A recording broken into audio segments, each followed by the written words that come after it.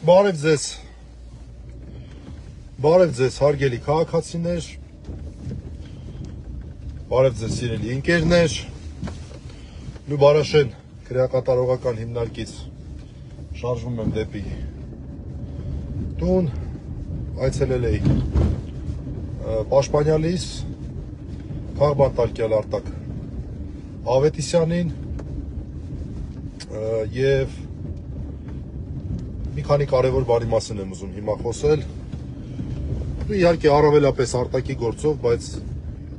այնպես է, որ Արտակի գործը մաքուր քաղաքական է և շատ բաներ նաև ավելի ընդհանրական նշանակություն ունեն։ Առաջինը գուցե նրանք, ովքեր որ ուշադիր հետևում են իմ եթերներին, գիտեն, որ կարող է հիշեն, որ ես հայտարարեցի, որ Արտակին տեղափոխում են Արմավիր քրեակատարողական հիմնարկ, թե ոնց է հայտնվել Լուբարաշենում։ Ուրեմն ասեմ ոնց է հայտնվել։ Գերբեռնված է եղել, չեր ընդունել։ Գերբեռնված է եղել, մեր բանտերը գերբեռնված են։ Ու ես անկեղծ ասած չգիտեմ, այդ ոչ քաղաքական գործերով մարդկանցով են գերբեռնված, քաղաքական գործերով մարդկանցով են բեռնված, քաղաքական ուժերի ներկայացուցիչներով, թե պարզ ընդդիմադիր քաղաքացիներով, երեկվա տիկին Շողիկի պատմությունը մեզ դաս։ Մենք չգիտենք, կարող է հիմա մարդիկ են նստած, որոնց մասին գաղափար չունենք, որոնք որ ընդդիմադիր հայացքներ ունեն, որևէ քաղաքական ուժի հետ չեն եւ մարդիկ չգիտեն իրենց, այսպես, հանրությունը չգիտի իրենց բռնված լինելու մասին։ Տեղյակ չեմ, բայց այն որ առանց այն էլ վատ էր մեր բանտերի բեռնվածության վիճակը, հիմա գերբեռնված է, էլ ավելի գերբեռնված է, դա փաստ է, դա պարզապես փաստ է, խայտառակ վիճակ է մարդկանց, կամերով մարդկանց բանտեր են ուղարկում, ես չգիտեմ, ես խնդրում եմ նրանք, ովքեր որ ի վիճակի են սրանով զբաղվելու, թող մեզ զբաղվեն, հասկանանք մենք, այս ինչ վիճակ է մեր բանտերը, թվերը ես հիշում եմ, որ հրապարակվեցին, արդեն խայտառակ թվեր էին մի քանի ամիս առաջ ու վստահ եմ, որ էլ ավելի այդ թվերը խայտառակ, էլ ավելի խայտառակ է հիմա։ Սա մեկ։ Երկրորդը, ես 2 օր առաջ գրառում եմ արել, իրոք շատ անկեղծ գրառում եմ արել, ասել է ես Արտակի խոսքը, որի համար նա հիմա 1 ամիս նախնական կալանք է կրում, բանտային կալանք է կրում, մարդ, որը ունի 4 երեխա, որոնցից 3-ը անչափահաս, կինը շուտով 5-րդ բալիկին է լույս աշխարհ բերելու, դատարանը որոշեց, որ չէ, ուրիշ տարբերակ չկա, պետք է բանտ նստի, որտեղ պես Նիկոլ Փաշինյանին էր կպել, էլի, իր խոսքով։ Ինչևէ, Արտակը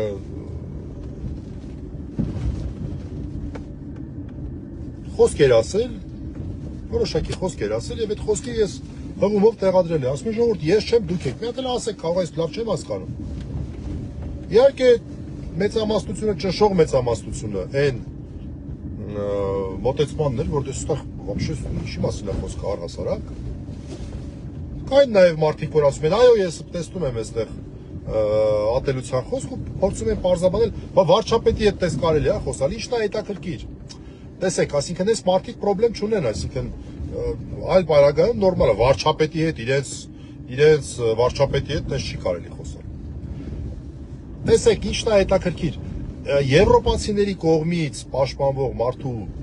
ընտրազանգվածի մեծ մասը հակաժողովրդավարական հայացքներ ունեցող մարդիկ են։ Մարդկանց փաստեր կդա վարչապետի հետ տես չի կարելի խոսալ, այսինքն էլ պատկերացրեք Ֆրանսիայում ինչ որ մեկի մտքով անցներ, որ սենց բան ասած մարդուն ձերբակալ են կալանավորեն ու մեկն էլ ասել, բա երկրի նախագահի հետ սենց կարելի է խոսալ, հոգեբուժարան կտանեին այդ մարդուն։ Կասեն այ քեզ բան, բա երկրի ղեկավարը ընդհակառակ ավելի կոշտ է կարելի խոսալ երկրի ղեկավարի հետ, որտեղ այդ մարդը մեր ծառայողն է, մեր հարկերից սնվող մեր ծառայողն է, այն ինչ էլ որ ձեզ բոլորիդ ներկայացնում է, որ ես եմ արել եմ, իր հաշվին չի արել, մեր հաշվին է արել, մեր հարկերի հաշվին, ոչ թե հարկերի է,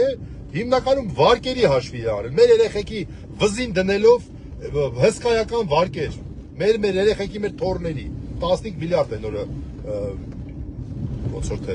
Կգնա պատկելա առնվազն, եթե ոչ երրապատկելա պետական պարտքը, չգիտեմ թվերը, գուցե սխալվեմ, բայց էապես մեծացրել է պետական պարտքը։ Ինչի վրա են այդ փողերը ծախսվում, բացառապես ընտրակաշարքի գործառույթ իրականացնող, ընտրակաշարքի դեր կատարող գործողությունների անվճար ինչ-որ բժշկություն է վերջերս ընտրություններից որոշ ժամանակ առաջ դրել, թոշակներ է բարձրացնում, դեռ չգիտեմ, ինչ-որ շինարարություններ, էս ինչ են ինչ։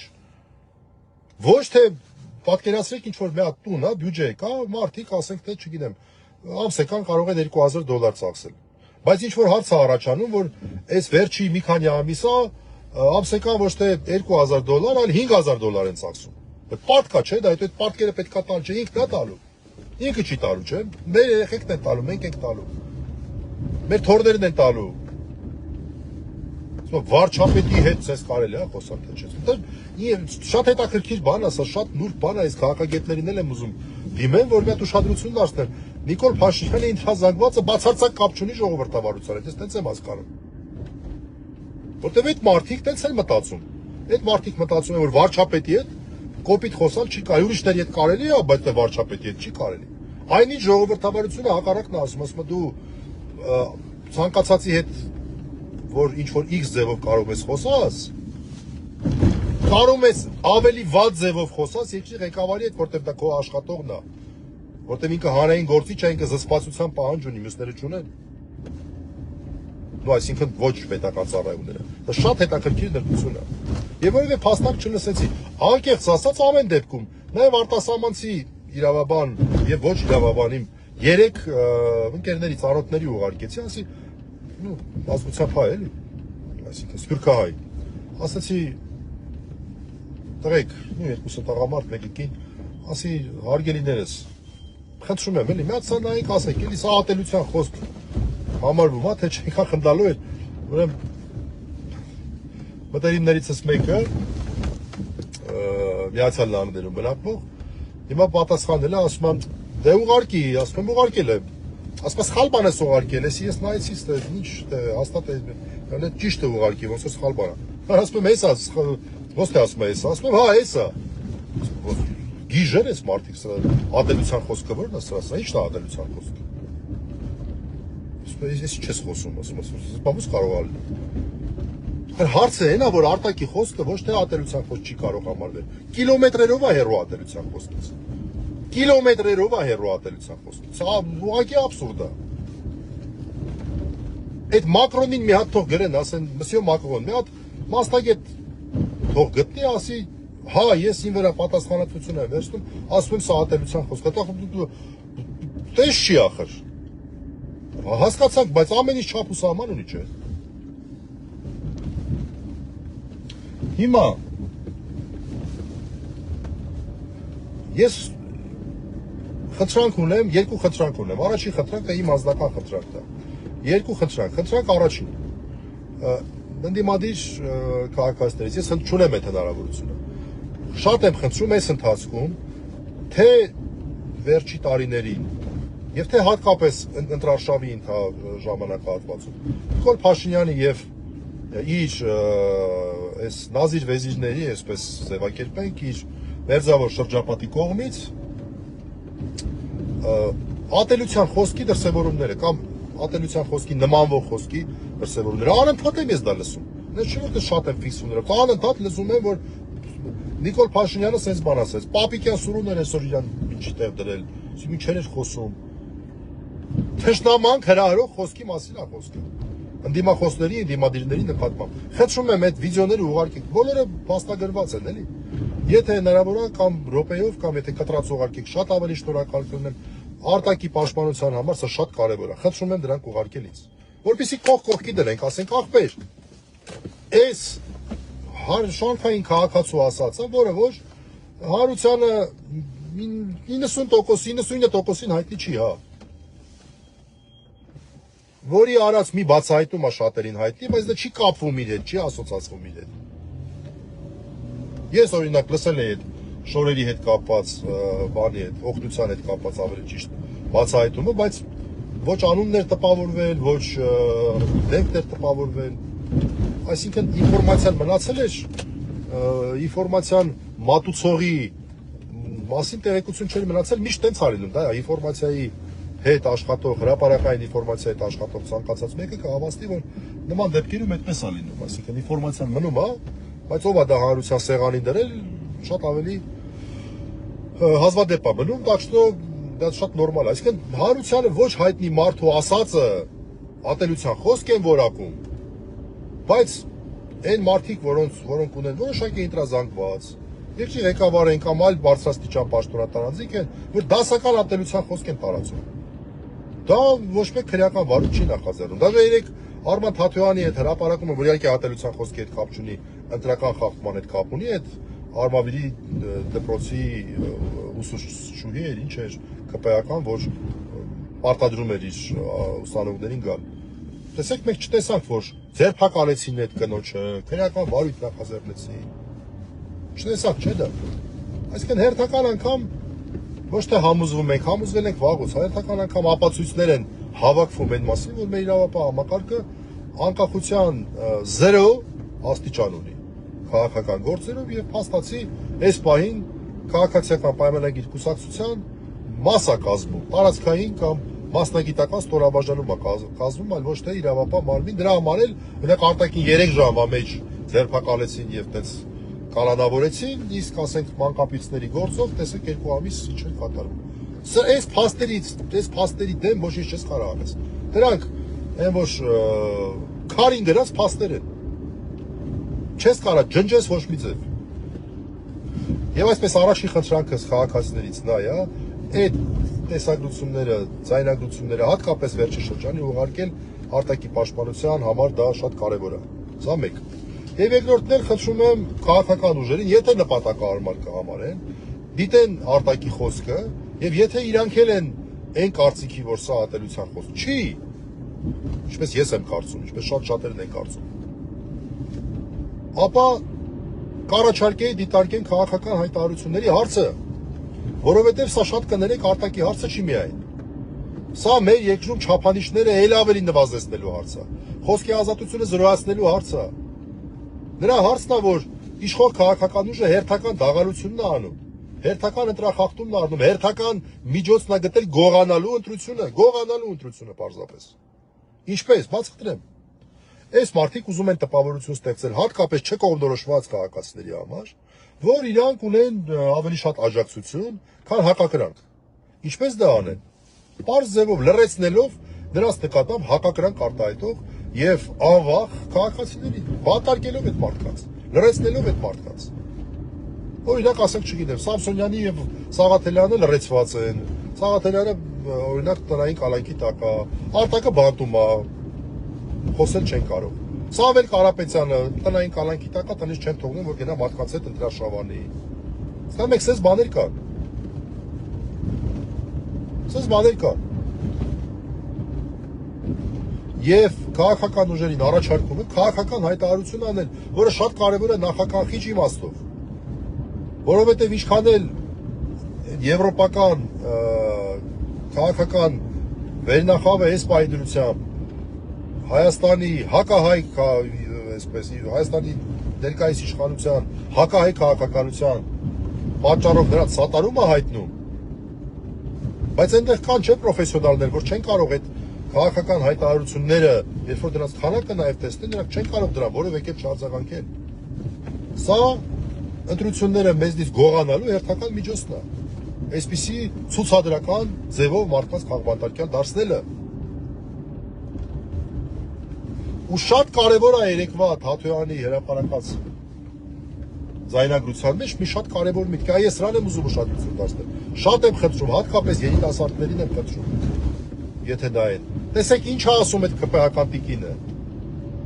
Տեսեք ինչ է ասում, այս երեխեքը որ ասում է վաղ էսին ժամին եկեք, Նիկոլ Փաշինյանն է գալի, բան ասում էր թե համեր գալինելու բան, համել sense ինչ որ լավ համեր գալինել։ Այնտեղ ասում են որ բայց Նիկոլ Փաշինյանն է գալի, մենք չենք ուզում բան։ Ասում մի քաղաքականացրեք, երեխեք, մի քաղաքականացրեք, տեսեք, էս են անում։ Էսա իրանց ձևը։ Այսինքն իրանք ուզում են քաղաքականությունից հեռու պահել մարդկանց։ Նրանից հեռու պահել, որ Հայաստանը դարձնում են Թուրքիայի վիլայետ չէ, Ադրբեջանի ռայոն, որ Ալիևն է որոշում, ստեղ ինչ զինանշան մենք պետք է ունենանք, Մասիս Սարին պետք է նայենք, թե չնայենք, քանի ադրբեջանցի պետք է Հայաստան գա, որ տարածքը ոնց պետք է լինի, այս մարդիկ են որոշում, դարձել են այդ մարդկանց հնազատ ծառաները, այդ երեխեքին դա են ուզում դարձնեն ու որպեսզի երեխեքը չհասկանան, որ այս ինչ եք անում, սա մի քաղաքականացրեք, շշմելու բանը դա հասկանում եք ինչ, այսինքն քաղաքականությունը, ընտրությունները ասում են մի քաղաքականացրեք, եկեք եթե մասովկա կանենք, մի քաղաքականացրեք, ու չեն ձերբակալել այդ կնոջը, ոչ էլ քրեական գործ են արուցել, այս ամեն ինչը փող կապակցված է, արգելիներս,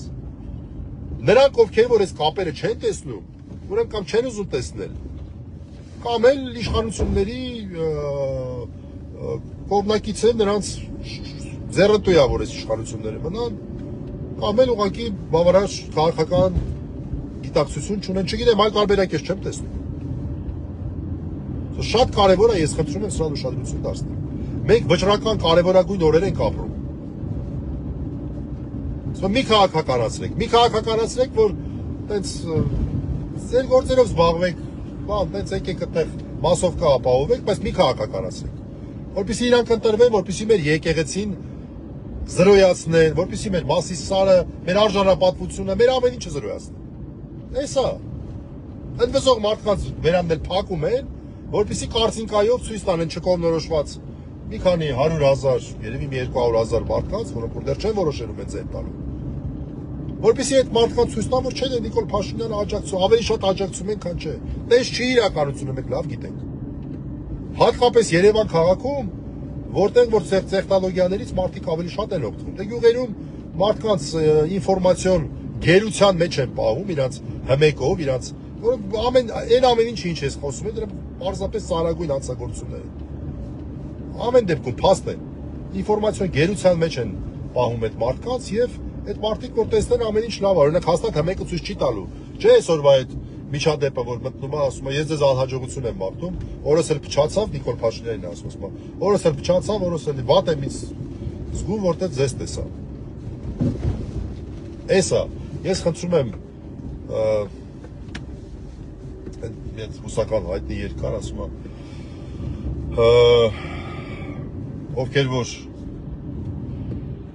ովքեր որ քնած են թող զարթնեն, ովքեր որ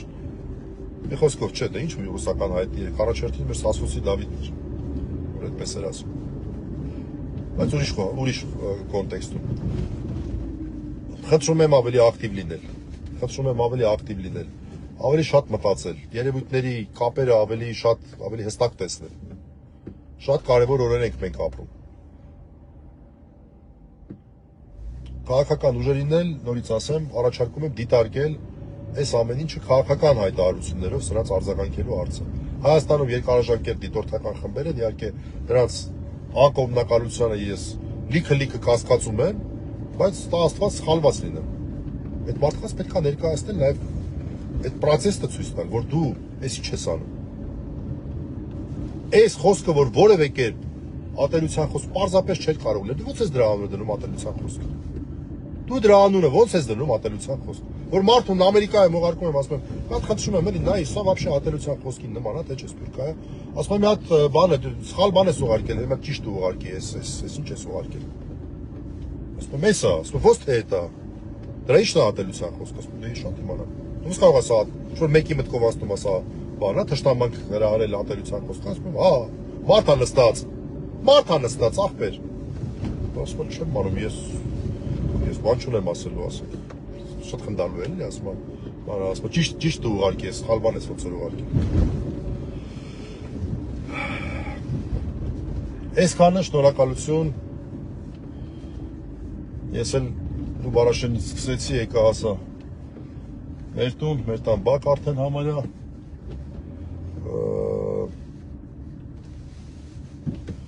այսօր շատ լավ օր ենք անցկացրել մեր Սերգեյի հետ, 7 եկեղեցիների ուխտ ենք արել Վայոց ձորում եւ տենց բանա լավատեսություն կա մեջս անկեղծ ասած Բայց ոչ թե լավատեսությունը, որ լավ կլինի, չէ։ Պետք է ի վաստակել լավ լինելու։ Լավ ապագա ունենալը պետք է վաստակել։ Մենք պետք է իսկապես մտածենք վաստակելու մասին։ Մենք ամեն օր ինչ ենք անում, որպեսզի չարիքի հեռացումը ավելի հավանական դարձնենք, մոտեցնենք։ Այլ ոչ թե հույսներս դնենք Աստծո վրա, ասենք թե մի դուր կբացվի, չէ։ Շնորհակալություն, բարի գիշեր։